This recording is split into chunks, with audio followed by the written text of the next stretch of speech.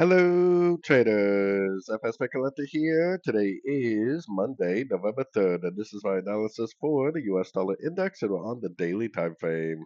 So the dollar index is definitely in my first target zone, but I still think there's a good chance it needs to take out this previous high, probably do a nice little liquidity grab that potentially could put us all the way up to about the 105% Fibonacci extension. We do have to admit that this is higher lows, higher lows, higher lows, and higher lows, which means that we are definitely still in an uptrend, and there's really no reason yet to think that the trend is over. We do not have a break of structure. We do not have a significant engulfing move to the downside at a Fibonacci level, so we are definitely still very bullish the dollar, which means I would take this information and I would apply it to the dollar pairs themselves to help me trade those dollar pairs.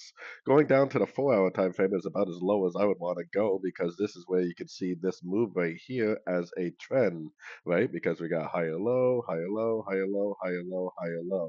So if it breaks this low right here, then we'll know that the wave from here to here is complete. If it doesn't break that wave and it just keeps on making higher highs, higher lows, then we'll know that this wave right here is not over. Like I said, I mean, there's probably a pretty good chance it will go up to at least a 105 area, and then if it gives us a break of structure down, then we can start being bearish the dollar. But we don't want to speculate that it needs to do something like that, because it very easily could continue to make higher lows, higher lows, higher lows, and just keep on trending up. Like I said, I would definitely take this information and apply it to the dollar pairs themselves. So anyways, don't forget to check out my website linked over here in the corner. And as always, thank you for watching and happy trading.